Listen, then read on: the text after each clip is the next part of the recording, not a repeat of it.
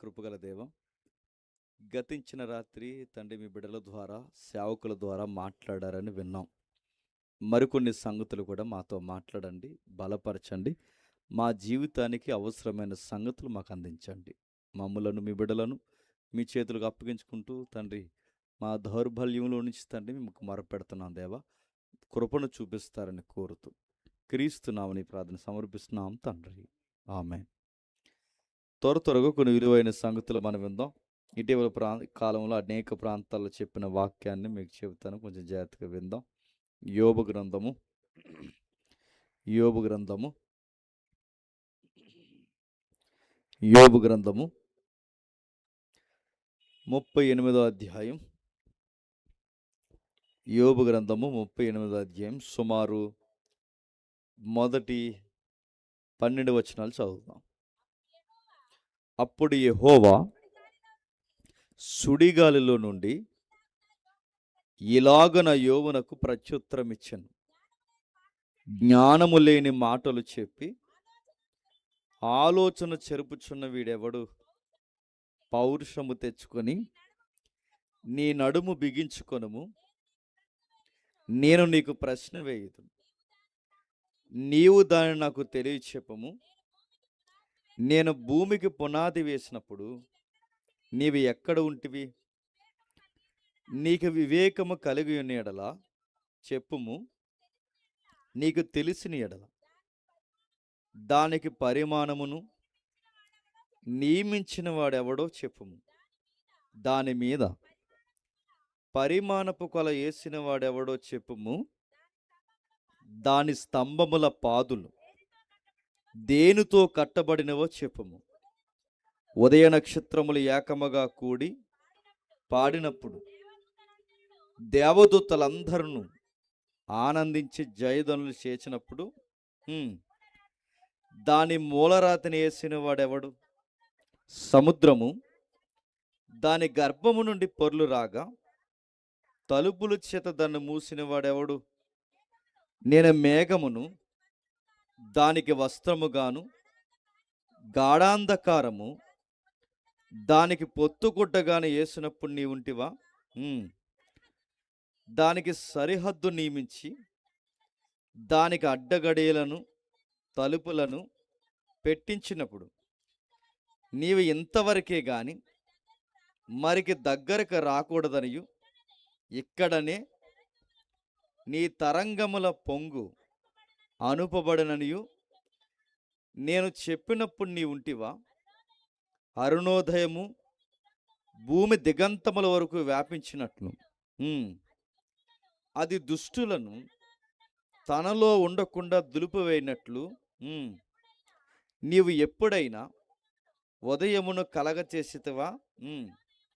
అరుణోదయమునకు దాని స్థలమును తెలిపితివా? ఆగుదాం. నా మాటలు చివరి వరకు వినబడుతున్నాయా? ఇలా అనండి ఒకసారి. Right, okay. అందరూ భోజనం చేశారుగా? ఓకే, జాగ్రత్తగా కొద్ది నిమిషాలు విందాం. యోబు గ్రంథం 38వ అధ్యాయం అనగానే మనకి బండగా గుర్తుండాల్సిన వివరణ ఏంటంటే, యోబు గారు దేవుడు మాట్లాడుకుంటున్నారు. దేవుడితో యోబు, యోబుతో దేవుడు మాట్లాడుతున్న ఒక చక్కటి సందర్భం 38వ అధ్యాయం. కాకపోతే బాధాకరమైన సందర్భం ఏంటంటే 38వ అధ్యాయం జరిగే సమయానికి యోబు జీవితం అట్రప్లాప్ అయిపోయి ఉంది. పూర్తిగా తన జీవితంలో దెబ్బతిన్నాడు యోబు గారు. ఏమైంది? తనకు 10 మంది కొడుకులు ఉన్నారు, క్షమించండి 10 మంది పిల్లలు ఉన్నారు. ఆ 10 మందిలో 7 కొడుకులు ఉన్నారు. ఆ 7 కొడుకులతో పాటు 3 కూతుర్లు ఉన్నారు. బాధాకరమైన విషయం, ఒకే రోజు చచ్చిపోయారు. కొడుకులు కూతుర్లు చనిపోవడమే కాదు, దాసులు చనిపోయారు. దాసులు చనిపోవడమే కాదు, తన ఆస్తులు పోయాయి. ఆస్తులు పోవడమే కాదు, తనకు వచ్చిన వ్యాధిని బట్టి తన భార్య దూరం జరిగింది. భార్య దూరం వెళ్ళడమే కాదు, తన ఆరోగ్యం కూడా పోయింది. అన్నీ పోయి ఏడుస్తున్న టైంలో తనకు స్నేహితులు ఉన్నారు, వాళ్ళు బురదంటున్నారు. నువ్వేది చేసావురా, అందుకే నీకు ఏదో జరిగింది. లేకపోతే ఒకే రోజు కొడుకులు కూతురు చనిపోవడం ఏంట్రా అని తన ఫ్రెండ్స్ తను చాలా డిస్టర్బ్ చేస్తున్నారు. ఇలాంటి బాధల్లో, ఇలాంటి ఇబ్బందుల్లో యోబు బూడిదలో కూర్చొని తనకొచ్చిన వ్యాధిని శిలాపెంకుల చేత గోక్కుంటూ ఆకాశం వైపు కన్నులెత్తి, ఏంటి ప్రవ్వా నా పరిస్థితి ఇలా అయిపోయిందని ఏడుస్తున్న సందర్భమే 38వ అధ్యాయం. ఆ 38వ అధ్యాయంలో యోబు గారు ఏడుస్తున్నప్పుడు యోబు గారిని దేవుడు వాదాచాలి. సుడిగాలిలో వచ్చాడట. నేను అడుగుతున్నాను, సుడిగాలిలో వచ్చి దేవుడు యోబుతో మాట్లాడుతుంటే దేవుని మంచి పరిణామమా? ఎందుకో చెప్పునా, నీకు నాకు సుడిగాలు చూస్తే ఏం గుర్తొస్తుందో తెలియదు, కానీ యోబుకి సుడిగాలు చూస్తే తన చనిపోయిన 10 మంది కొడుకులు, క్షమించండి 7 కొడుకులు కూతురు గుర్తొస్తారు. ఎందుకంటే ఆ సుడిగాలే తన కొడుకుల్ని కూతుర్ని చంపేసింది. అలాంటి సుడిగాలిలో దేవుడు వచ్చి మాట్లాడుతున్నాడు. మాట్లాడినప్పుడు ఏం మాట్లాడుతున్నాడు? ఇలా మాట్లాడితే బాగుండు, బాధపడక యోబు, జరిగింది ఏదో జరిగింది, మళ్ళీ నీకు చక్కటి బంతుల్లాంటి బిడ్డల్ని ఇస్తాను, నేను నీకున్నాను కదా అంటే బాగుండు. అలా అనకుండా దేవుడు అంటున్నాడు, భూమి ఎప్పుడు పుట్టిందో చెప్పు అన్నాడట. ఇప్పుడు ఎవడో బాధల్లో ఉంటాడండి. ఆ బాధల్లో ఉన్నవాడి ఇంటికి, వాడి ఇంట్లో జనాలు చనిపోయి ఆడేడుస్తుంటే, ఆడు కుటుంబీకులు ప్రియులు చనిపోయి ఆడేడుస్తుంటే వాడి దగ్గరికి వెళ్ళి, మరి ఏదో జరిగిందిరా, ఇప్పుడు నువ్వు, మీ పేరెంట్స్ పోయారు, ఇప్పుడు నువ్వు పోతావు లేదా నేను పోతాను, ఎవరో ఒకరు చనిపోవాల్సిన వారా, పోయిన వాళ్ళ కోసం బెంగెట్టుకోకరా అని చెబితే బాగుంటుంది. అలా కాకుండా చనిపోయినాడు ఇంటికి వెళ్ళి భూమి ఎప్పుడు పుట్టింది చెప్పరా అన్నాం అనుకోండి, ఏమంటాడండి? అలా పైనుంచి కిందకు చూసేటప్పటికి నక్షత్రాలు ఎప్పుడు పుట్టాయి చెప్పు. అలా పైనుంచి కిందకు చూసేసరికి సముద్రం ఎప్పుడు పుట్టింది చెప్పరా. ఒరే పాటలు పాడే దేవదూతలు తెలుసుగా ఎప్పుడు. ఇలాంటివన్నీ ఆ బాధల్లో ఉన్నవాడి దగ్గరికి వెళ్ళి అడుగుతాడు, ఏమంటాడండి? సంపిపాడే జైలుకుపోతా అంటాడు. ఒరే మా ఇంట్లో నా ప్రియుడు చనిపోయి నేను ఏడుస్తుంటే నువ్వు కాస్మాలజీ క్వశ్చన్లు అడుగుతున్నావేంటన్నాడు, మనతో గొడవెట్టుకోడు. ఆ టైంలో అలాంటి జీకే క్వశ్చన్లు అడిగితే వాడు గొడవ పెట్టుకుంటాడా పెట్టుకోడా? నా ప్రియులు చనిపోయి నేను ఏడుస్తుంటే భూమి ఎప్పుడు పుట్టింది, నక్షత్రాలు ఎప్పుడు పుట్టాయి, సముద్రం ఎప్పుడు పుట్టింది, దానికి ఒడ్డు ఎప్పుడు వేసాను, ఆ దేవదూతల పాటలు ఎప్పుడు పాడాయి, వెలుగు ఎప్పుడు పుట్టింది, చీకటి ఎప్పుడు పుట్టింది, ఇలాంటివన్నీ అడిగితే నాకు తిక్కలేస్తుందని వాడు అండో. ఏడుస్తున్నవాడి దగ్గరికి వెళ్ళి ఓదార్పు ఇవ్వాలి, ఏడుస్తున్నవాడికి కచ్చిపు ఇవ్వాలి, బాధపడకరా, జరిగింది ఏదో జరిగిందన్న వాడికి ధైర్యం ఇవ్వాలి. ఇది ఏం కాకుండా యోబు గారితో దేవుడు అంటున్నాడట, క్వశ్చన్స్ అడుగుతున్నాడట. నేను అడుగుతున్నాను, నువ్వు నేను అడిగితే ఊరుకుంటారా పక్కోళ్ళు? కానీ నీకు నాకు అది సందర్భం కాదేమో, కానీ దేవుడికి సందర్భం. ఏంటి ఆ 38వ అధ్యాయం అర్థం కావాలి అంటే, దాని ముందు 37 అధ్యాయాలు ఉన్నాయి. ఎన్ని? ఆ 37 అధ్యాయాలు ఏంటో తెలిస్తే కానీ చెప్పండి, 38వ అధ్యాయం ఏంటో అర్థం. ఇప్పుడు మీకు డౌట్ వచ్చేది అంటే ఈ రాత్రికి చెప్పండి 37 అధ్యాయాలు చెప్పేస్తావా అన్నాడు. చూడకండి, ఏం చెప్పలేండి, నేను బ్రీఫ్ అంటే అవుట్లైన్స్ చెప్తాను. అసలు ఏంటి, వాట్ ఈజ్ వాట్, ఏంటి అసలు 37 అధ్యాయాలు ఏంటి అర్థమైతే, బ్రీఫ్ అవుట్లైన్ తెలిస్తే అప్పుడు 38వ అధ్యాయం మనకు అర్థం. ఏంటి అసలు, ఒక్కసారి మొదటి అధ్యాయానికి రండి. మొదటి అధ్యాయం యోబు గ్రంథము మొదటి అధ్యాయం. యోబు గ్రంథము మొదటి అధ్యాయం మన జీవితాలకి ఓదార్పునిచ్చే చక్కటి యోబు జీవిత చరిత్ర చూద్దాం ఒకసారి. యోబు గ్రంథం మొదటి అధ్యాయం మొదటి వచనాలు చదువుతాం. ఊజు దేశమందు యోబు అను ఒక మనుష్యుడు ఉండెను. అతడు యథార్థవర్తనుడు, న్యాయవంతుడై దేవుని యందలి భయభక్తులు కలిగి చెడుతనం విసర్జించిన వాడు. అతనికి 7 కుమారులు 3 కుమార్తెలు కలిగి ఉండరి. అతనికి 7,000 గొర్రెలు, 3,000 ఒంటెలు, 500 జతల ఎడ్లు, 500 ఆడగాడిదలు కలిగి 500 ఆడగాడిదలు కలిగి బహుమంది పనివారు అతనికి ఆస్తిగా ఉండెను గనుక తూర్పు దిక్కు జనులందరిలో అతడే గొప్పవాడుగా నుండెను. బాగా వినండి. పలానా ఊర్లో యోబు గారు ఉన్నారంటే అయిపోద్ది, కానీ అక్కడ ఏమని రాస్తుంటే పలానా ఊరు అని రాయకుండా ఏమని రాస్తున్నాడు తెలుసా? ఆ ఊరు పేరు రాస్తాడు.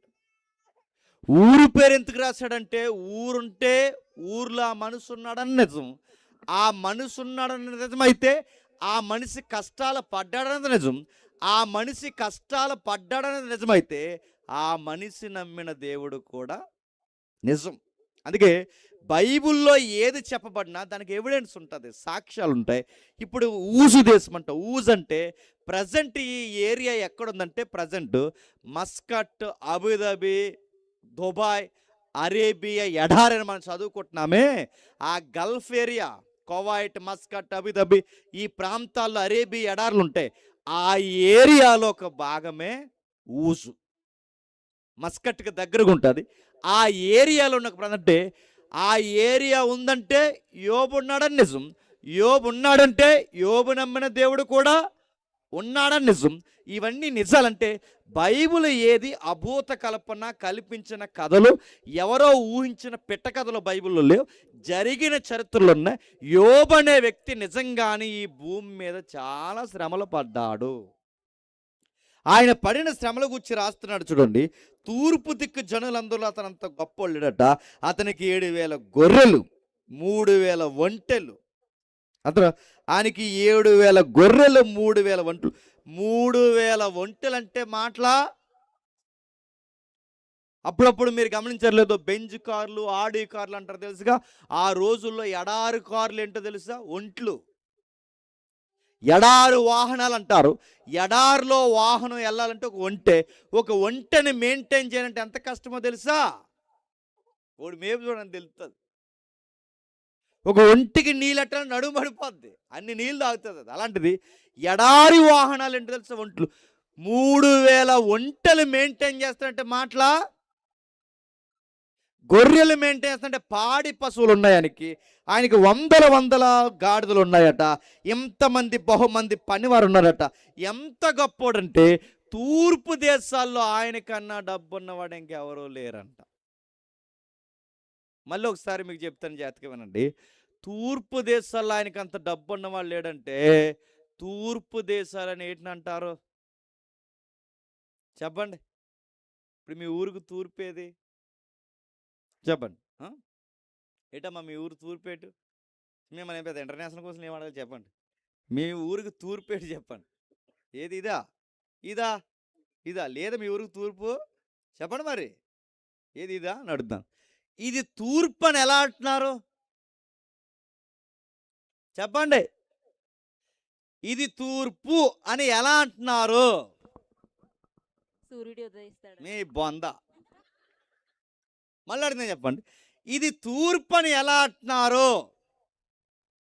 తూర్పు కాబట్టి అనకూడదు, చెప్పండి. ఇది తూర్పు అని ఎలా అంటారు?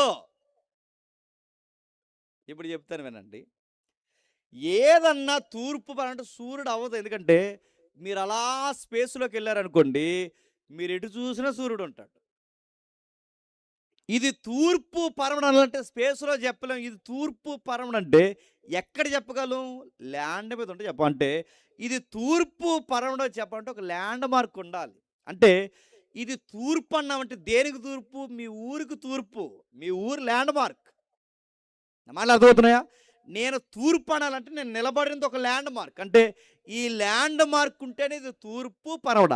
అదే ల్యాండ్ మార్కే లేదనుకోండి, తూర్పు పరమడ చెప్పలేం. స్పేస్లో ఎటుపోయినా ఉంటుంది అంటే చెప్పలేందుకే. ఏదన్నా ఒక ల్యాండ్ మార్క్ అంటే మీ ఊరికి తూర్పు ఇది, మీ ఊరికి పడమరది. మీ ఊరు ల్యాండ్ మార్క్ అయితే ఇది తూర్పు, ఇది పడమర, ఇది ఉత్తరం, దక్షిణం అని చెప్తారు. ఇప్పుడు మీకు అర్థమైతే ఇది మీ ఊరికి తూర్పు పరమణ అయితే ప్రపంచానికి తూర్పు ఏంటి? చచ్చారు ఇవాళ నా చేతిలో చెప్పండి. చెప్పండి అడుగుతాను. ప్రపంచానికి తూర్పు ఏంటి? ప్రపంచానికి తూర్పు ఏంటంటే మీ ఊరికి తూర్పు ఇదని చెప్పడానికి మీ ఊరు ల్యాండ్ మార్క్ అయితే, ప్రపంచానికి ఇది తూర్పు అని చెప్పాలంటే ప్రపంచానికి కూడా ఒక ల్యాండ్ మార్క్ ఉంటుంది. ఏంటి ఆ ల్యాండ్ మార్క్ అంటే ప్రపంచం మధ్యలో ఉంటుంది ఒక సముద్రం, దాని పేరు మధ్యధరా సముద్రం. ఏ సముద్రం? అది ఏ సముద్రం మీకు ఇంకా ఐడియా ఉండాలంటే, యోనా గారు వాడెక్కి పారిపోదామని ప్లాన్ చేశాడే ఆ సముద్రం. అది ప్రపంచం మధ్యలో ఉంటుంది. దాది మధ్యలో ఉంది కనుక దాని పేరు మధ్యధరా సముద్రం. మీరు ఇంటికి వెళ్ళాక మ్యాప్లు ఉంటాయి చివరిలో, బైబిల్ మ్యాప్స్ అవి చూడండి, అందులో ఉంటాయి. అది మధ్యలో ఉంటుంది. ఆ సముద్రం మధ్యలో ఉంది కనుక ఆ సముద్రాన్ని బేస్ చేసుకుని మ్యాప్లు ఎలా కొలుస్తారంటే ఈ సముద్రానికి తూర్పుకున్న ప్రాంతాలన్నింటినీ తూర్పు దేశాలు అంటారు.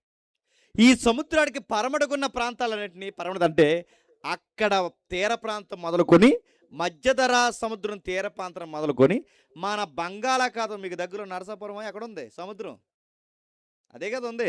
ఆ దగ్గరలో ఉన్న సముద్ర తీర ప్రాంతం వరకు ఆ ఆరిన్నేల దగ్గర నుండి ఈ ఆరిన్నేల వరకు కొలిస్తే ఈ ఆరిన్నేల మీద ఏర్పడిన ఈ దేశాలనే తూర్పు దేశాలు అంటారు. ఇప్పుడు చెప్పండి, అక్కడి నుండి ఇక్కడ వరకు యోబును దాటిపోయే మోతువారు ఎవడో అంత డబ్బు ఉన్నవాడు. మీకు ఇంకా బాగా అర్థం కావాలంటే ఎగ్జాంపుల్ చెప్తాను వినండి. ప్రపంచంలో ఎవడో చేయలేని పెళ్లి భారతదేశంలో చేశారు. 6,000 కోట్లు. పెళ్ళికైన ఖర్చు ఎంత? 6,000 కోట్లు. ఆ పెళ్ళికి అంత ఖర్చు ఎందుకైందంటే ప్రతి సెలబ్రిటీని పిలుస్తారు. ఆ సెలబ్రిటీలో ఒక సెలబ్రిటీ ఎవరంటే ఇంటర్నేషనల్ సింగర్ వచ్చింది. అటు నల్లగుండదో తెల్లగుండదో, అందుకే ఆవిడకి ఎక్కువ కాస్ట్ ఎక్కువ. ఆవిడ పిలిచారు. ఆవిడ పిలిస్తే చుట్టాల పట్టాలు వస్తారు కదండి. ఈ పొలిటీషియన్ మన ఇండియాలో ఉన్న ప్రతి పొలిటీషియన్ వెళ్ళాడు. మెజారిటీ పొలిటీషియన్స్ అందరూ వెళ్ళారు. రాజకీయ నాయకులు, గతకాలపు మంత్రులు వెళ్ళారు, ఇప్పుడు మంత్రులు వెళ్ళారు, అటున్న నార్త్లో ఉన్న వాళ్ళు, సౌత్లో ఉన్న వాళ్ళు వెళ్ళారు.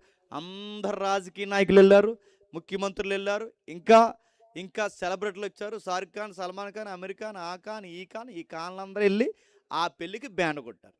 ఇంకా ఇంటర్నేషనల్ సింగర్ వచ్చింది. ఈ నైట్ వచ్చిన అందరికి ఎంటర్టైన్మెంట్ ఉండాలిగా.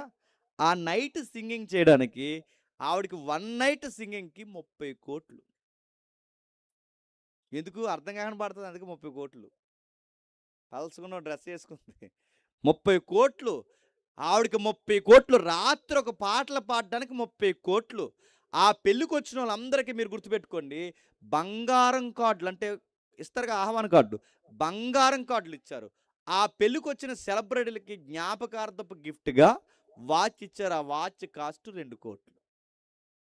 ఇలా సుమారు 6,000 కోట్ల రూపాయలతో పెళ్లి చేస్తే, నేను కాంపిటేటివ్ ఫీల్డ్లో ఉన్నప్పుడు అంటే నా ఉద్యోగానికి చదువుకుంటున్న టైంలో అంటే సుమారు 14 అంటే సుమారు 13 సంవత్సరాల క్రితం 13 సంవత్సరాల క్రితం నేను చదువుకునే టైంలో ఈ పేపర్ చదువుతాగా, ఆ కరెంట్ అఫైర్స్ చదువుతున్నప్పుడు ఆ టైంలో రిలయన్స్ వారికి వచ్చిన కరెంటు బిల్లు కాస్ట్ మంత్లీ 2 లక్షలు. అప్పుడు వాళ్ళ కరెంటు బిల్లు ఖర్చు 2 లక్షలు. వాళ్ళ నెలకి ఇంటి మెయింటెనెన్స్ మొత్తం ఫుడ్డు గిడ్డు మెన్ పవర్ అంతా మెయింటైన్ చేయడానికి ఆ ఇంటికి అయ్యే ఖర్చు 2 కోట్లు. ఎప్పుడు 13 సంవత్సరాల క్రితం. ఇప్పుడెంతో అంటే నెలకి 2 కోట్ల ఖర్చు, కరెంటు బిల్లు 2 లక్షలు. ఎంత డబ్బున వాళ్ళకి, ఎంత డబ్బు ఉందంటే రాష్ట్రాన్ని కొనేసే డబ్బు ఉంది, గవర్నమెంట్ని శాసించే డబ్బు ఉంది, సెంట్రల్ని శాసించే డబ్బు ఉంది, వాళ్ళ దగ్గర దేశాన్ని పరిపాలించేంత డబ్బు ఉంది.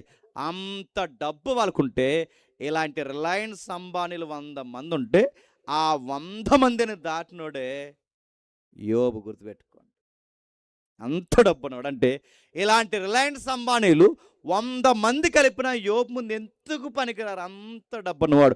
తూర్పు దేశాలలో ఆయనే డబ్బున్నవాడు. బాధ అంటే చెప్పిన, అంత డబ్బున్నవాడు ఒక్క రాత్రిలో ఆయనకంత దరిద్రుడు ఎవడో లేకుండా పోయాడంట. ఎంత ఆస్తిపరుడో అంత దినస్థితిలోకి వచ్చేసాడు. ఏమైంది అంత ఎదిగిన ఆయన ఎంత దిగజారిపోవడానికి కారణం ఏంటంటే, దయ్యానికి దేవుడికి మధ్య డిస్కషన్ జరుగుతుంటే ఆ డిస్కషన్లో కాజ్ అండ్ ఎఫెక్ట్ ఎవరయ్యారు తెలుసా? యోబు అయ్యాడు. ఏమైంది ఒకసారి మనం చూద్దాం. అదే యోబు గ్రంథం మొదటి అధ్యాయం 6వ వచనం నుండి. దేవదూతలు యెహోవా సన్నిధిని నిలుచుటకై వచ్చిన దినమొకటి తటస్థించెను. ఆ దినమున అపవాది అగువాడు వారితో కలిసి వచ్చిన. జాగ్రత్తగా వినాలి. అది ఏ మీటింగు? దేవదూతలు, దేవుడు, కోటాను కోట్ల దేవదూతలు ఇవన్నీ కలిసి ఒక మీటింగ్ జరుగుతుంది. దాన్నే డివైన్ కౌన్సిల్ అంటారు. కొంతసేపు అర్థం కాకపోయినా అర్థమేంటి చూడండి, ముందుకెళ్ళగానే అర్థమవుతాయి. అంటే దాన్ని డివైన్ కౌన్సిల్ అంటారు. డివైన్ కౌన్సిల్ అంటే ఇప్పుడు రేపు పొద్దున 2029 ఎలక్షన్ జరుగుతుందిగా. ఆ ఎలక్షన్‌లో ఎవరు ముఖ్యమంత్రి అవ్వాలో, ఎవరు మంత్రులు అవ్వాలో, సెంటర్‌లో ఏ ప్రభుత్వం ఉండాలో, స్టేట్‌లో ఎవరు మంత్రులు ఉండాలో, పంచాయతీలో ప్రెసిడెంట్లు ఎవరో, జిల్లా నాయకులు ఎవరో, రాష్ట్ర నాయకులు ఎవరో, సెంట్రల్ నాయకులు ఎవరో, ఎలక్షన్ జరగకమునుపే ఎవడెక్కాలో, ఎవడ దిగాలో ఏ కౌన్సిల్ నిర్ణయిస్తుంది తెలుసా? డివైన్ కౌన్సిల్ నిర్ణయిస్తుంది. ఆ కౌన్సిల్ని 6వ వచనంలో మాట్లాడుతున్నాడు.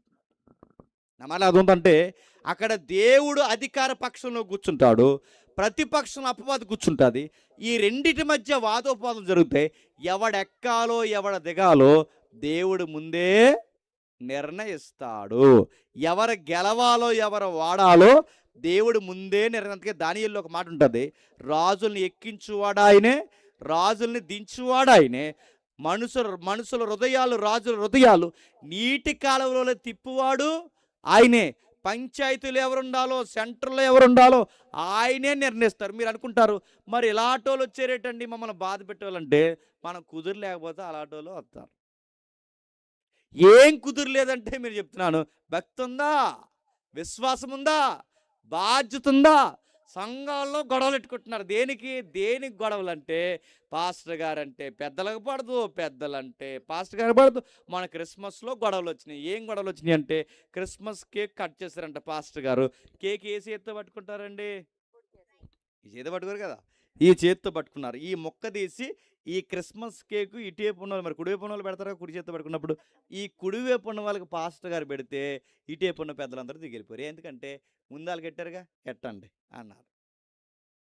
అడుగుతాను, ఎంత మదం ఎక్కిపోతే, ఎంత సుఖమరిగిపోతే, అనవసరమైన గొడవలు పెట్టుకుంటే మనం తొక్కే ప్రభుత్వాలు మీదకి తెస్తాడా తేడా? అది గుర్తుపెట్టుకోండి. అంటే మనం ఎన్ని ఓట్లు వేసినా మనం ఎవరిని గెలిపించుకుందామన్నా ఫైనల్ అథారిటీ డెసిషన్ ఎవరిదో తెలుసా? ఆయనది. ముందు ఎలక్షన్ జరగక మునిపే సెలక్షన్ ఎక్కడ జరుగుద్ది? అక్కడ జరుగుద్ది. అదొక ఇన్విజిబుల్ యూనివర్స్, అదొక కనబడని అదృశ్య లోకం. అక్కడ నిర్ణయం జరుగుద్ది.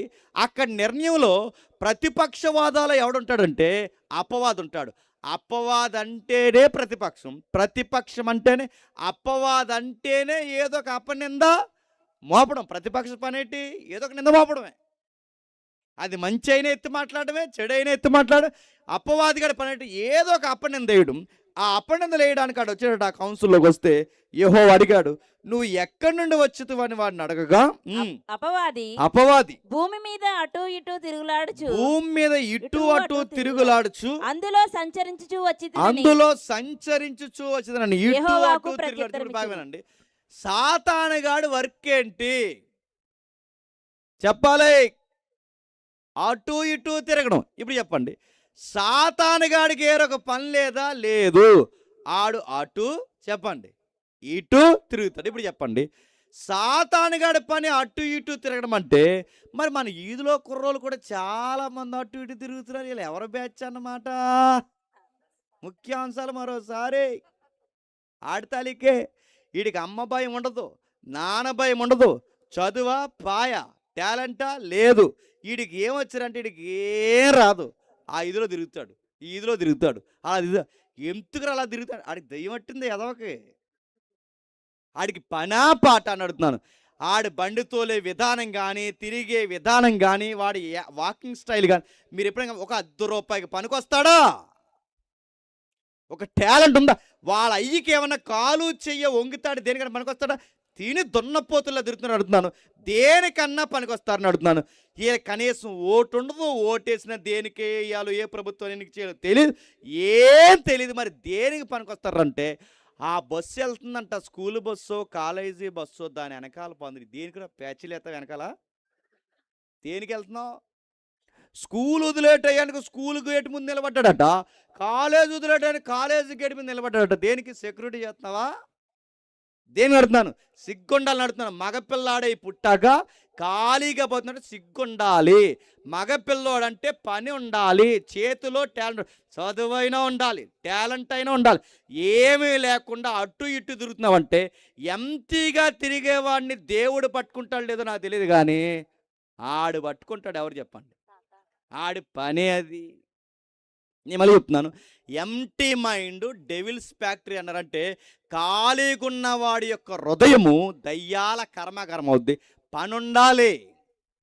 ఏ పని లేకపోతే మీ నాన్న వెనకాల వెళ్ళు, ఏ పని లేకపోతే ఇంట్లో సీపులు పట్టుకుని తుడువు, ఏ పని లేకపోతే మీ అమ్మకి సాయం చేయి, ఏ ఏదో ఒక పని చేయి, ఏ పని లేకపోతే మార్నింగ్ లేచి ఒక 5 కిలోమీటర్లు పరిగెట్టు, ఏదో ఒక పని చెయ్యాలి. పని చేయని వాడిని బైబిల్ ఏమని చెప్పిన సోమరు అవుతాడు.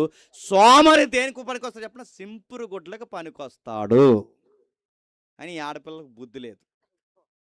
ఒకప్పుడు అందరు కాదులేని కొంతమంది మళ్ళీ మహిళా సంఘాలతో గొడవ, కొందరు, అందరు కాదు.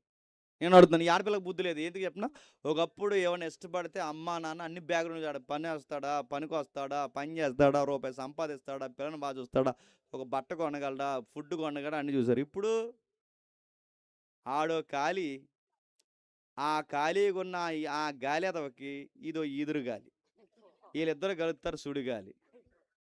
మా ఈదురుకో దరిద్రంగా వీళ్ళిద్దరు. ఏం చూసి నచ్చాడే ఆడు నీకు అని అడిగితే ఈ గాలి మొహం అందంట ఆడు బైక్ ఫ్రంట్ వీల్ లేపుతాడు అందంట. మీదగా ఎక్కించేతాడు ఏమనుకుంటున్నావు. ఆడు ఏమి నచ్చాడంటే ఆడిక్కడ కన్నం పెట్టుకున్నాడు చూసా, కన్నం అది ఈ మధ్య ఆపరేషన్ లైన్ ఏదో గీసుకుంటున్నారుగా, ఈ ఐబ్రోస్ ఇలాగా ఎవడో ఏదో ఏదో గుద్దేసినట్టు, అది నచ్చింది అందంట. ఏం చూసి ఇష్టపడాలి తెలియదు నడుతున్నాను.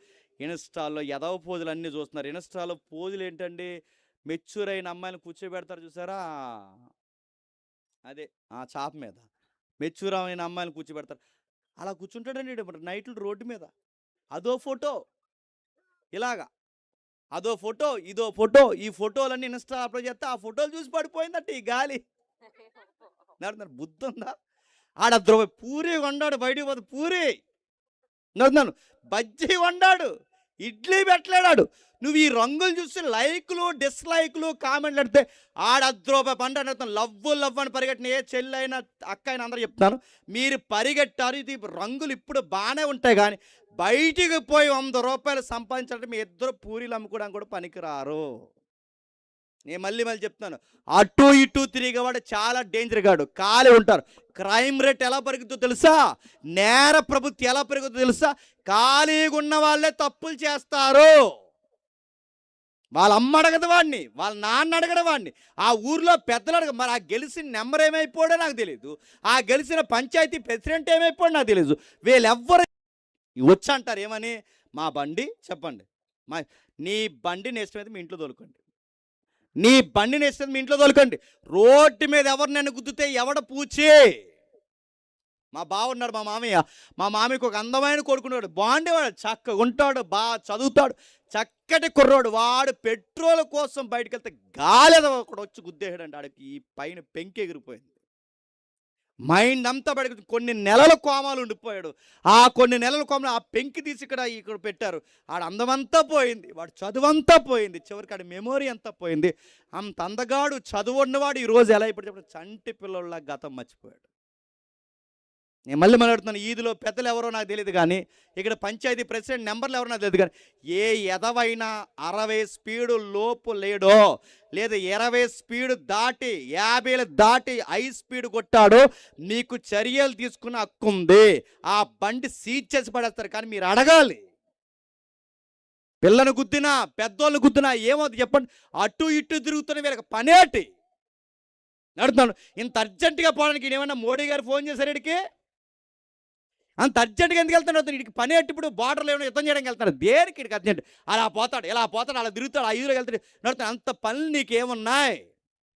అందుకంటున్నాను, వీళ్ళందరూ ఎవరు తాలికరు అంటే పరిశుద్ధాత్ముడు తాలిక కాదు, వీళ్ళందరూ దేవుని తాలిక కాదు. వీళ్ళందరూ ఎవరు చెప్పండి, దయ్యం సాతాను గారు తిరుగుతున్నాడట. అటు ఇటు తిరిగి ఎక్కడి నుండి వచ్చావంటే భూమి మీద అటు ఇటు తిరుగుతూ నీ దగ్గరకు వచ్చాడంటే దేవుడు అన్నాడట, అయితే వెయిట్, భూమి మీద యథార్థవంతుడు న్యాయవంతుడు నా యందు భయభక్తులు కలిగి చెడుతనం విసర్జించి భూమి మీద నాన్ను తప్ప ఎవరిని పూజించిన ఒక వ్యక్తి ఉన్నాడు, యోబు అనే వ్యక్తి. అతని సంగతి నీకు తెలుసా. మన దేవుడు ఎలా అంటాడు చెప్పనా, పోయేవాడిని గోకి మరి చెప్తున్నాడు, యోబు అక్కడ ఉన్నాడు చూడని. ఎవరికి ఇప్పుడు చెప్పండి, యోబు లైఫ్ వన్ నైట్లో స్టోరీ మారిపోవడానికి కారణం ఎవరంటే సాతానగాడని నేను అనుకోవట్లేదు, కానీ నాకు అర్థమైన బైబిల్ని బట్టి యోబు జీవితం ఒక్కసారి అరణ్యంగా మారిపోవడానికి ఆయనకి కష్టాలకు అనుమతి ఇచ్చింది సాతానగాడు కాదు, కానీ ఎవరో తెలుసా? దేవుడే. జాగ్రత్తగా వినండి. మన జీవితంలో కష్టం వచ్చినా, నవ్వొచ్చినా, బాధ వచ్చినా, సంపాద వచ్చినా, పిల్లలు కలిసి రావాలన్నా, ఏది జరగాలన్నా, ఏది పోవాలన్నా, మన లైఫ్లో అన్నిటినీ జరిగించేది ఎవరో తెలుసా?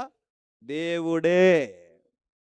మనం అనుకుంటాం యోబు 7 కొడుకుల్ని సాతాను చంపేసింది, యోబు 3 కొడుకుల్ని సాతానే చంపేసింది, యోబు ఆస్తులన్నీ సాతానుగాడికి అంత సీన్ లేదు.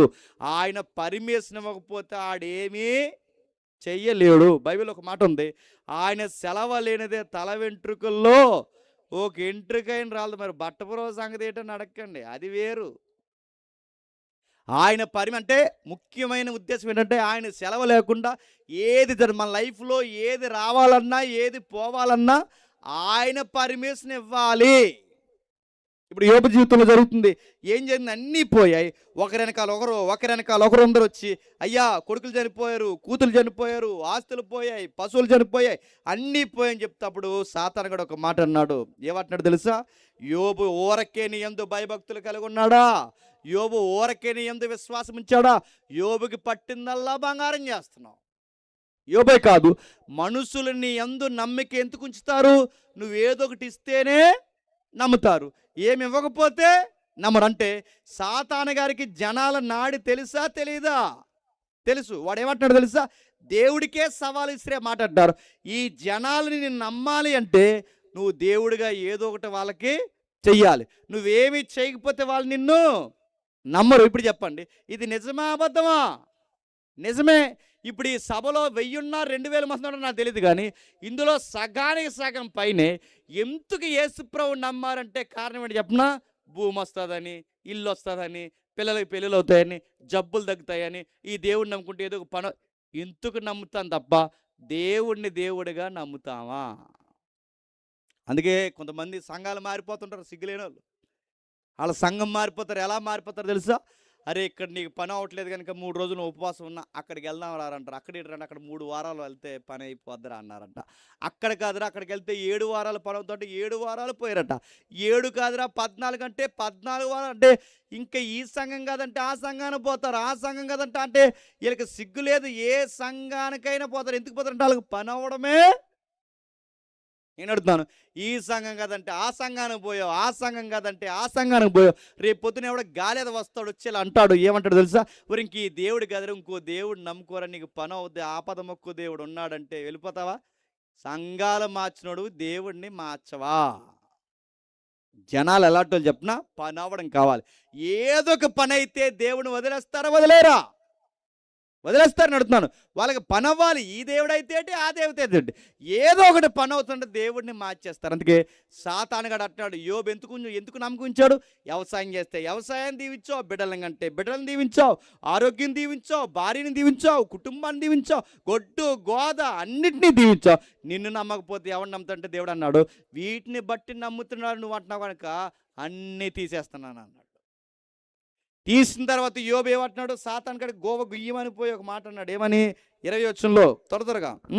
అప్పుడు యోబు లేచి తన పై వస్త్రము చింపుకొని తల వెంట్రుకలు గొరిగించుకొని నేల మీద సాష్టాంగపడి నమస్కారము చేసి ఇట్లా నేను నా తల్లి గర్భము నుండి దిగంబరినై వచ్చి దిగంబరినై అక్కడికి తిరిగి వెళ్ళెదను. యెహోవా ఇచ్చెను, యెహోవా తీసుకుని పోయిన. ఎంత బ్రైట్ గా మాట్లాడుతున్నాడండి.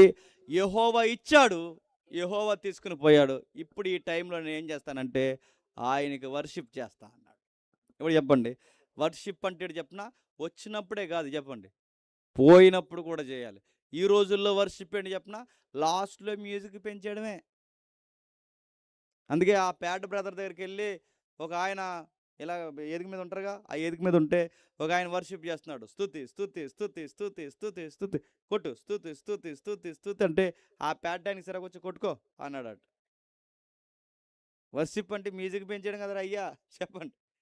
ఉన్నప్పుడే కాదు దేవుని ప్రైజ్ చేయడు, లేనప్పుడు అంటే నా లైఫ్లో ఏం జరిగినా ప్రైజ్ గాడ్ అనాలి. దేవునికి మహిమ కలుగును గాక, ఘనత స్తుతి ప్రభావములు ఆయనకు కలుగును గాక అనాలి. ఉన్నారా? యోబు అన్నాడట, ఆయన ఇచ్చాడు, పట్టుకుని పోయాడు, ఆయన తీసుకున్నాడు, ఎలా వచ్చిందో అలాగే పోయింది. నా లైఫ్లో ఏం జరిగినా దేవుణ్ణి నేను చెప్పండి స్తుతిస్తానన్నాడు. ఇప్పుడు చెప్పండి, ఇప్పుడు యోబు జీవితంలో ఇవన్నీ జరిగిస్తుంది ఎవరు తెలుసా? సాతాను కాదు, చెప్పండి దేవుడే. 2వ అధ్యాయం 4వ వచనం చూడండి. అపవాది చర్మము కాపాడుకొనుటకై చర్మమును తన ప్రాణమును కాపాడుకొనుటకై తనకు కలిగినది యావత్తును నరుడిచ్చును కదా. ఇంకొకసారి నీవు చేయి చాపి అతని ఎముకను అతని దేహమును మొత్తిన ఎడల అతడు నీ ముఖము ఎదుటనే దూషించి నిన్ను విడిచిపోవునను. ఏం చెప్తున్నాడండి? మీరు జాగ్రత్తగా వినండి. ఏం చెప్తున్నాడు తెలుసా? ఇంకొకసారి నువ్వు చేయి చాపు. ఎవరు చెప్తున్నారు? సాతానగాడు దేవుడు చెప్తున్నాడు ఏమని? ఇంకొకసారి నువ్వు చేయి చాపు. ఎవరి మీద చాపాలి? యోబు మీద. కంటే యోబు కొడుకులు చనిపోయేలా చేయి చాపింది ఎవరు? దేవుడే. యోబు కూతురు చనిపోయేలా చేయి చాపింది ఎవరు? దేవుడే. యోబు ఆస్తులు నాశనం అయిపోయేలా చేయి చాపింది ఎవరు? దేవుడే. యోబు ఆరోగ్యం పాడేలా ఇప్పుడు చేయి చాపేది ఎవరు? దేవుడే. మన జీవితంలోకి ఏ శ్రమ వచ్చినా చేయి చాపేది ఎవరు చెప్పండి? దేవుడే. ఇప్పుడు ప్రశ్న అర్థం చెప్పండి, దేవుడే మన జీవితంలో ప్రతి దానికి శ్రమ రావడానికి చేయి చాపితే మనమేమంటాం తెలుసా? అంతా సాతానుగాడి పనులు అంటాం. ఇప్పటికిప్పుడు వర్షం పడిపోయింది అనుకోండి, నేను అడుగుతున్నాను, ఇప్పటికిప్పుడు వర్షం పడిపోయింది అనుకోండి, దేవుడు గుర్తొస్తారా ఆడు గుర్తొస్తారా చెప్పండి? ఎవరు? అంతా సాతానుగాడి పని అండి అంటారు. ఇంకా ఎవరు ఊరు వెళ్తున్నారంట, ఆ ఊరు వెళ్తుంటే ఆటో లేటుగా వచ్చిందంట. వెంటనే అన్నారట ఏమని? అంతా సాతానుగాడి పని అండి. ఆడనుకుంటాడు, రే ఆటోకి నాకు అస్సలు మరీ డెడ్ సీప్గా ప్రతిదానికి ఆడికి ముడెట్టుకుని ఆడికి అంత సీన్ లేదు. ఎవరికి చెప్పండి? ఆడికి వర్షాలు కురిపించే సీన్ లేదు, వాడికి ఆటోలు ఆపే సీన్ లేదు. దేవుడు పర్మిషన్ లేకుండా వాడు ఏమీ చెయ్యలేడు. నా మాట మీకు అర్థమవుతున్నాయా? దేవుడు పర్మిషన్ అంటే ఇప్పుడు యోబు జీవితం ఎడారిలా మారిపోవడానికి సాతానుగాడు కాదు, అది సెకండరీ. ఎవరు చెప్పండి? దేవుడే యోబు జీవితం అలా అయిపోవడానికి కారణం. అంటే ఎందుకు ఇదంతా దేవుడు చేస్తున్నాడంటే యోబుకి ఏదో లెసన్స్ నేర్పించాలి. మన జీవితంలో బాధ వచ్చినా ఏదో కారణం ఉంటుంది, సంతోషం వచ్చినా ఏదో కారణం ఉంటుంది, మన జీవితంలో బిడ్డలు వచ్చినా ఏదో కారణం ఉంటుంది. కారణం లేకుండా దేవుడు ఏమీ చెయ్యడు. ఇప్పుడు మీకు ఇది అర్థమైతే యోబు జీవితం పూర్తిగా బాధ అయిపోయింది. ఎంత బాధ అయిపోయిందంటే 11వ వచనంలో ఆయనకి 3 స్నేహితులు ఉన్నారు. నేను చదువుతాను చూడండి. ఎలీఫజు, బిల్దాదు, జోఫరు అని 3 స్నేహితులు యోబుకున్నారట. వాళ్ళందరూ వచ్చి దుఃఖించుటకు వాదాచుటకు పోవాలని ఆలోచించుకొని యోబు స్థలం దగ్గర తమ తమ స్థలాలు విడిచి వచ్చారట. ఆ వచ్చి అక్కడ నిలబడి యోబుని చూసి వాదార్థం అనుకున్నారట. ఏమని వాదార్చాలో వాళ్ళకి అర్థం కాక బట్టలు చింపుకుని కూర్చున్నారంట. ఏమని వాదార్తారు చెప్పండి? సర్లేరా రే, కొడుకులు చనిపోతున్నారా, కూతుర్లు ఉన్నారు కదా అని చెప్పడానికి కూతుర్లు లేరు. కూతుర్లు పోతే పోయారు లేరా, దాసులు ఉన్నారంటే దాసులు లేరు. పోనీ ఏం పోతే పోయింది, నీకు ఆస్తులు ఉన్నాయి కదరా, పర్లేదురా, ధైర్యంగా ఉండరంటే ఆస్తులు లేవు. పోనీ ఎంతమంది పోయినా భార్య ఉంది కదంటే ఇప్పుడు ఆవిడ దూరంగా జరిగింది, ఆవిడ లేదు. పోనీ ఎన్ని పోతే ఏముందిరా యోబు, నీకు ఆరోగ్యం ఉంది కదంటే ఆరోగ్యమూ లేదు. యోబు దగ్గర ఏముందని వాదారుస్తారు. అందుకే ఏమని వాదార్చాలో తెలియక ఫ్రెండ్స్ అందరూ ఆయనతో పాటు కూర్చొని ఏం మాట్లాడలేక యోబుతో పాటు కలిసి కూర్చొని ఏడుస్తున్నారు. మంచి వాదార్పు ఏంటో తెలుసా? మన ఫ్రెండ్స్ ఎవరికైనా బాధ వస్తే మంచి వాదార్పు ఏంటో తెలుసా? వాళ్ళు ఏడ్చినప్పుడు మనం కూడా వాళ్ళతో ఏడవాలి. మనం ఏం చేస్తాం? ఆడు పుట్టుడు దుఃఖాలు ఉంటే ఆడి దగ్గరికి మనం వెళ్ళి కద్దర సొక్కాలు పట్టు చీరలు కట్టుకుని వాళ్ళ దగ్గరికి వెళ్ళి బాధపడకండి, ప్రార్థన చేసుకుందాం అనగానాడు అనుకుంటాడు, నాకన్నా ఈడే బాగున్నాడు అనుకుంటాడు. ఎవరు? నువ్వు వచ్చినాక ఇంకా బాధ ఎక్కువైపోతాడికి. మనకు బాగా వినండి, మన ఫ్రెండ్స్గా మనం భావిస్తే ఆడి బాధలు ఉంటే బాధల్లో ఉండు, వాడు ఏడిస్తాడు, ఆడు దుఃఖిస్తే కొంచెంసేపు ఆడితో కూర్చో, మంచి ఓదార్పేడు చెప్పిన వాళ్ళు నవ్వుతే నవ్వడం, ఏడుస్తే ఆడు. అప్పుడు ఆడు అనుకుంటాడు నా బాధలు ఈడు పంచుకుంటున్నాడని, ఎంతో కొంత ఓదార్పు తగులుతుంది. కానీ ఆడు అంత ఎక్కి ఏడుస్తుంటే మనం అలా రాతి బొమ్మలా చూస్తున్నాం అనుకోండి, ఆడికి బాధ అయిపోద్ది. నా లైఫ్ ఏంటి ఎలా అయిపోయింది, ఈడేటి ఎంత బాగున్నాడు అనుకుంటాడు. గుర్తుపెట్టుకో. అందుకే యోబు జీవితంలో స్నేహితులు వెళ్ళారు, అతనితో ఒక్క మాట్లాడిన పలుకైన పలకలేక 7 దినాలు అతనితో కలిసి ఏడ్చారట. ఆ 7 దినాలు గడిచిపోయిన తర్వాత నేను ముగిస్తున్నాను ఈ సందర్భాన్ని జాగ్రత్తగా వినండి. యోబు మాట్లాడడం మొదలెట్టాడు. ఎందుకంటే ఎంత బాధల్లో ఉన్నవారైనా శ్రమ దినాన్ని కృంగిపోతే చేతగాని మాటలు నోటంట వస్తాయి.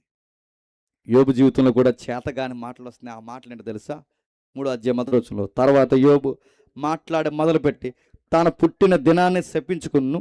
యోబు ఎలాగనేను, నా తల్లి గర్భద్వారం అది మూయినందుకును, నా నేత్రాలది బాధను మరుగు చేయనందుకును, నేను పుట్టిన దినము లేకపోవును గాక, మగపిల్ల పుట్టినని ఒకడు చెప్పిన రాత్రి లేకపోవును గాక, ఆ దినము అంధకారము కమ్మును గాక, ఎలుగు దాని మీద ప్రకాశింపకుండు గాక, చీకటి గారాంధకారం మరలా దాని యొద్దకు తీసుకును గాక, పగల కమ్మునట్లు అంధకారం బెదిరించును గాక, అంధకారం ఆ రాత్రి పట్టుకొను గాక, సంవత్సరముల్లో దినముల్లో ఒకటైన దాన్ని హర్షింపకుండు గాక, మాంసము సంఖ్యల్లో ఏదో చేరకుండును గాక, రాత్రి ఒకడు జనము కాక రాత్రి ఎవడును జననము కాకపోవును గాక, దానిలో ఏ ఉత్సాహతని పుట్టకును గాక, ఆ దినమున అశుభ దినమని చెప్పువారు దాన్ని ఎంచుదురు గాక. ఇంకా చెబుతూ అందులో సంధ్యవేళ ప్రకాశించు నక్షత్రాలకు అంధకారం కమ్మును గాక, ఎలుగు కొరకు అది ఎదురు చూడగా ఎలుగు లేకపోవును గాక. కిందకి అంటున్నాడు, నేను పుట్టుకలోనే నేను నేల చావకపోతుంది. అంటే ఈ అధ్యాయం అంతా తిట్టుకుంటున్నాడు ఎవరిని? తనను తానే. నా కొడుకులు చనిపోయారు, వయసుకొచ్చిన కూతురు చనిపోయారు, భార్య దూరం వెళ్ళిపోయింది, ఆస్తులు పోయాయి, దాసులు పోయారు, ఆరోగ్యం పోయింది, నా పనులు పోయారు, ఇప్పుడు అందరు నాకు దూరంగా పోయారు. ఇలాంటి బతికే కన్నా చెప్పండి నేను పుట్టకపోతే బాగున్నాను. మా అమ్మ గర్భంలో నేను పసికందుగా పుడుతున్నప్పుడు ఆ రాత్రే నేను చచ్చిపోతే బాగుండు, తెల్లారే లోపు ఎలుగు చూడకుండా ఉంటే బాగుండు, పుట్టుకలోనే పోతే బాగుండు, అంధకారం కమ్మెత్తే బాగుండు, నక్షత్రాలు చూడకపోతే బాగుండు, ఒక మగపిల్లోడు పుట్టాడని ఒక వార్త ఒకటి చెప్పకుండా ఉంటే బాగుండు, నేను పుట్టానని పాటలు పాడకపోతే బాగుండు, నక్షత్రాలు లేకపోతే బాగుండు, నా జీవితానికి వెలుగు అంధకారం లేకపోతే, అసలు నేనన్నవాడిని చచ్చిపోతేనే బాగుండు. ఇప్పుడు చెప్పండి, ఎందుకు యోబు ఇంత బాధల్లో ఎలా మాట్లాడుతున్నాడంటే మీరు గమనించండి. శ్రమ దినాన్ని కృంగిపోయేమో, శ్రమలు మన నోటంటే పలికించే మాట్లాడే చెప్పిన పుట్టకపోతే బాగుండు, చచ్చిపోతే బాగుండు అనిపిస్తుంది. నేను ముగిస్తున్నాను, జాతకు వినండి. అత్తల చేత పడలేక చచ్చిపోయే కోడళ్ళు ఉన్నారు, భర్త చేత పడలేక గోదావరిలోకి దూకేసే చెల్లెళ్ళు ఉన్నారు, భార్య మోసం చేసిందని తట్టుకోలేక రైలు పట్టాల కింద పడిపోయే తమ్ముళ్ళు అన్నలు ఉన్నారు, స్నేహితులు మోసం చేస్తే తట్టుకోలేక ఉరుతాడే సుఖమనుకునే తమ్ముళ్ళు అన్నలు ఉన్నారు. అడుగుతున్నాను, ఇలాంటి బాధల్లో మీ శ్రమలు మీకు చావే సుఖమని ఎవరైనా మీకు అనిపిస్తే ఈ రాత్రి మీరేనండి, యోబు మనకన్నా దారుణంగా మాట్లాడాడు. యోబు జీవితం చాలా బాధ పెట్టేసింది. ఆయన అంటున్నాడు, నేను పుట్టకపోతే బాగుండు, వెలుగు చూడకపోతే బాగుండంటే ఇలా మాట్లాడుతున్నప్పుడు మెల్లగా తన ఫ్రెండ్స్ ఉన్నారుగా, అప్పటి వరకు మాట్లాడిన తన స్నేహితులు అన్నారట, ఒరు నువ్వేమనుకోనంటే ఒక మాట నేను చెప్తున్నాను, పుట్టకపోతే బాగుండు అంటున్నావు అంటే నేను పుట్టించింది ఎవర్రా? దేవుడు. అంటే నేను పుట్టించింది నేను దేవుడైతే అంటే నేను దేవుడే బాధ పెట్టేశాడు అంటున్నారంటే నా అర్థం అది కదండి, మరి ఇంకేట్రా అన్నారు. అలా కాదంటే ఆ ముగ్గురు స్నేహితులు అన్నారట, అవరే ఒక మాట అంటూ నువ్వేమనుకోకరా. ఆ మాట ఏంటంటే, నువ్వేదో తప్పు చేస్తుంటావురా, ఏ తప్పు చేయకుండా ఏ పాపం చేయకుండా గారు ఎప్పుడైతే ఇలా బాధ బయటెట్టాడు బయటెట్టడంతసేపు అక్కడ మాట్లాడలేదు. ఎప్పుడైతే బయటికి మాట్లాడాలి అందరూ నోరెప్పుడు మొదలెట్టారు, ఏదో తప్పు చేసావు లేకపోతే నీకు ఎందుకు ఇలా జరుగుతుందంటే, యోబట్టవారు నేనేమి చేయలేదంటే, ఏమీ చేయకపోతే ఎందుకు జరుగుతుందంటే, చేయలేదని యోబు, చేశారని వాళ్ళు, చేయలేదని యోబు మొత్తం మీద ఈ వాదోపవాదంలో 37 అధ్యాయాలు నడిచాయి. నా మాటలు అర్థమవుతున్నాయా? ఏంటి 37 అధ్యాయాలంటే, ఈయన తప్పు చేయలేదని యోబు, తప్పు చేశారని వీళ్ళు, చేయలేదని ఆయన, చేశారని వీళ్ళు, మొత్తం మీద ఈ డిబేటే 37 అధ్యాయాలు నడిస్తే, ఆ 37 అధ్యాయాల తర్వాత వచ్చిన అధ్యాయమే 38వ అధ్యాయం. ఇప్పుడు చెప్పండి, స్నేహితులు బురదనేస్తున్నారు, తన తన జీవితం ఏంటో అర్థం కాక బాధ అయిపోతుంది. ఇలాంటి ఉక్కిరి బిక్కిరి పరిస్థితుల్లో బూడిదలో కూర్చుని యోబు ఉంటే సరిగ్గా ఆ టైంలో దేవుడు వచ్చి అంటున్నాడు, భూమి ఎప్పుడు పుట్టిందో చెప్పు అన్నాడంట. ఇప్పుడు ఎలా ఉంటుందండి? ఏళ్ళే సగం బురద తినేస్తున్నారు. ఇప్పుడు ఈయన వచ్చి ఏమడుగుతున్నాడు?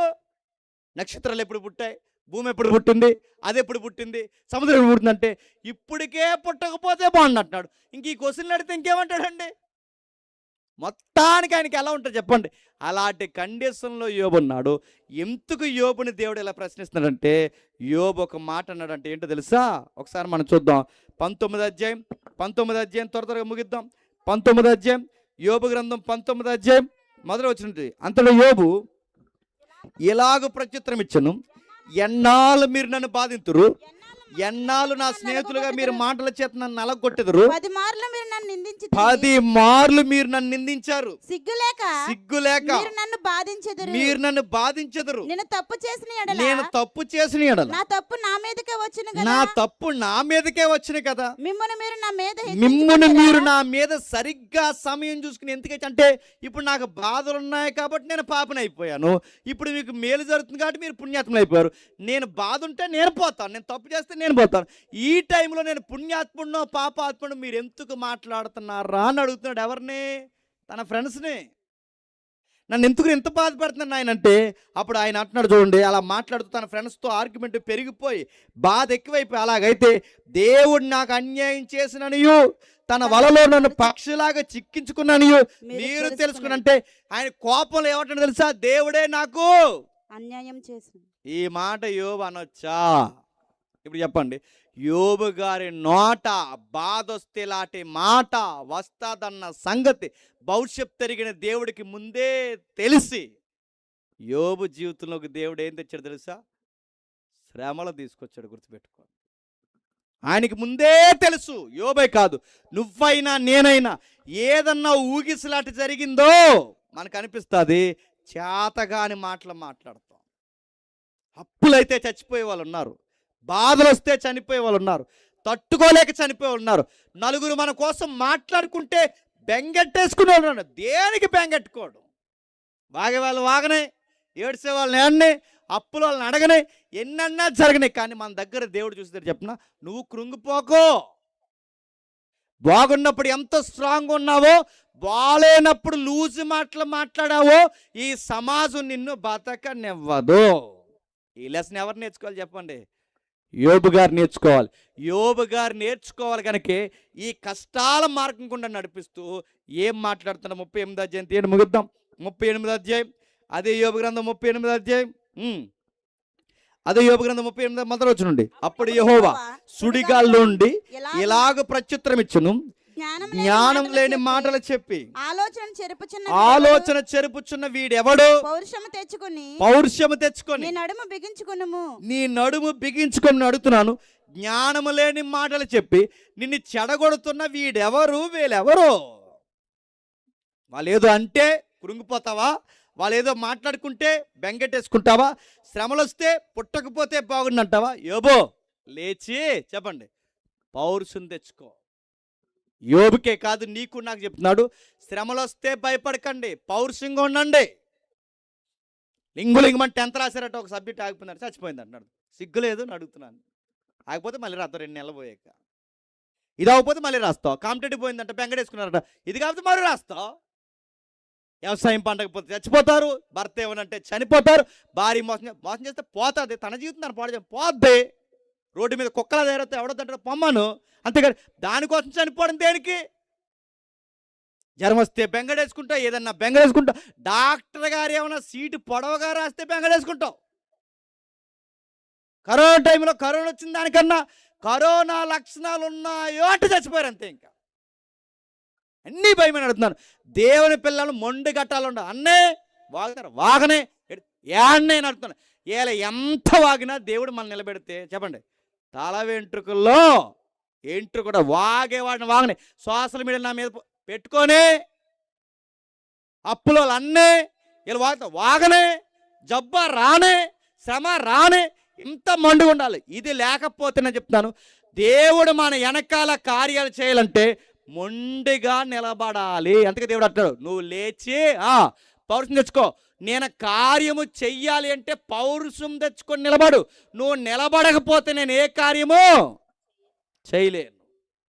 యోబుని తిడుతున్నాడు దేవుడు, ఎంకరేజ్ చేస్తున్నాడు. లే, ఆడంటే కృంగిపోతావు, ఈడంటే కృంగిపోతావు, 100 మంది వాగనే, ఏం కాదు యోబు, నీకు నేనున్నాను. నేను కొన్ని క్వశ్చన్స్ అడుగుతాను, యోబు చెప్పు, భూమి ఎప్పుడు పుట్టిందో చెప్పు అన్నాడు. ఎందుకు క్వశ్చన్, అది ఎటకారం కాదు, ఎందుకు అడిగాడో తెలుసా? యోబు 3వ అధ్యాయంలో ఏమన్నావు? నేను పుట్టకపోతే బాగున్నావు. నువ్వు పుట్టాలి అంటే మీ నాన్న పుట్టాలి, మీ నాన్న పుట్టాలంటే వాళ్ళ నాన్న పుట్టాలి, వీళ్ళందరూ పుట్టాలంటే వీళ్ళని మోసే భూమి పుట్టాలి. ఇప్పుడు అడుగుతున్నాను యోబు, చెప్పు, భూమి ఎప్పుడు పుట్టిందో చెప్పు. నువ్వు పుట్టాలంటే భూమి ఎప్పుడు పుట్టిందో చెప్పు. నక్షత్రాలు చూడకపోతే బాగున్నావే, నక్షత్రాలు ఎప్పుడు పుట్టాయి చెప్పు.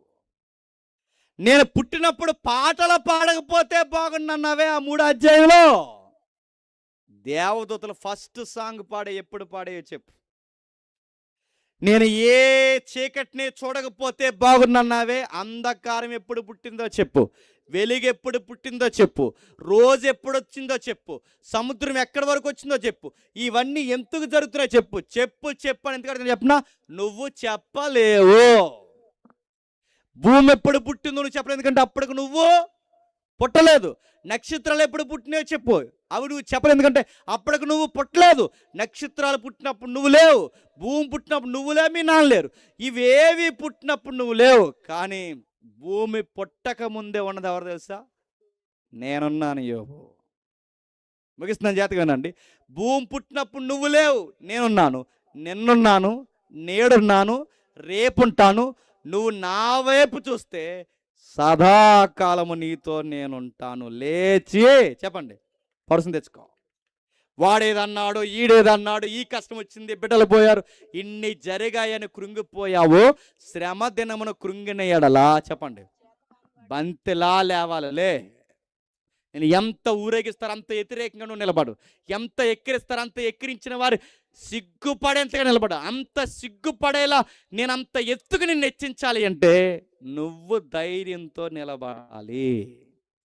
యోబునన్నాడు, భూమి నిరాకారంగాను శూన్యముగానున్నప్పుడు ఆకారం లేని భూమికి, నివాసయోగ్యం కాని భూమిని, నిరాకారమైన భూమిని నివాసయోగ్యంగా మార్చిన నేను ఈరోజు నీకు చెప్తున్నాను యోబు, నిరాకారమైపోయిన నీ జీవితాన్ని మళ్ళీ చెప్పండి నివాసయోగ్యంగా మారుస్తాను.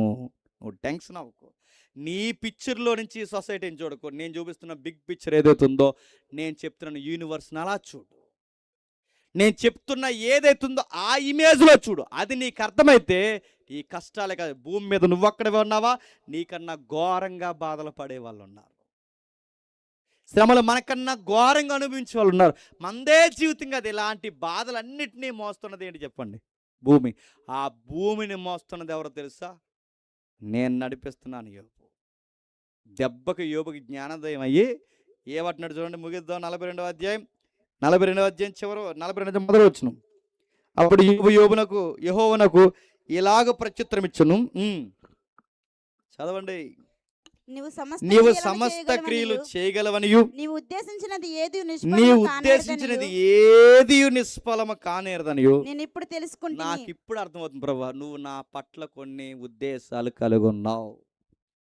నా బిడ్డలు ఎందుకు చనిపోయారు ఇప్పుడు నాకు అర్థమవుతుంది. నాకు శ్రమలు ఎందుకు వచ్చాయి ఇప్పుడు నాకు అర్థమవుతుంది. నా లైఫ్లో నాకు ఏదో పెద్ద పాఠమే నేర్పించడానికి ఇవన్నీ అనుమతించమని నాకు ఇప్పుడు అర్థమవుతుంది. ఇది అర్థం కాక నేను తిట్టుకుంటూ కూర్చున్నాను, నా జీవితాన్ని నిందించుకుంటూ కూర్చొని ఇప్పుడు నాకు అర్థమైంది. జ్ఞానం లేని మాటల చేత ఆలోచన నిరర్ధకం వీడెవడని అడిగావే, అలాగుననే వివేచన లేని వాడినై నేను కూడా ఆడికలాగే మాట్లాడాను, నన్ను క్షమించు ప్రభువా అన్నాడు. ఇప్పుడు చెప్పండి, యోబు నోట ఇలాంటి పశ్చాత్తాపపు మాట రావాలనే యోబు జీవితంలోకి ఏం తెచ్చాడు చెప్పండి? శ్రమలు తీసుకొచ్చాడు. ఆ శ్రమల్లో దేవుడు ఏమంటాడు తెలుసా? ఈ శ్రమలు వచ్చిన టైంలోనే ఎవడు ఒరిజినల్ ఫ్రెండో నీకు తెలుస్తుంది. ఈ శ్రమల టైంలోనే ఎవడు ఒరిజినల్ చుట్టమో నీకు అర్థమవుద్ది. ఈ శ్రమల టైంలోనే ఎవడ నిజమైన బంధువో ఎవడైనా ప్రియుడో నీకు అర్థమవుద్ది. ఈ టైంలో రూపాయి విలువ ఏంటో కూడా నీకు అర్థమవుద్ది. ఇవన్నీ నీకు అర్థం కావాలనే యోబు నీ జీవితంలోనికి శ్రమలు తీసుకుంది. కానీ నువ్వేం చేసావు తెలుసా? నేను పుట్టకపోతే బాగున్నాను. ఈ మాట భవిష్యత్తులో నీ నోటంట రాకూడదంటే నువ్వు పడి లేవాలి. అప్పుడు యోబుని ఎంత బాగా దీవించాడు చూడండి.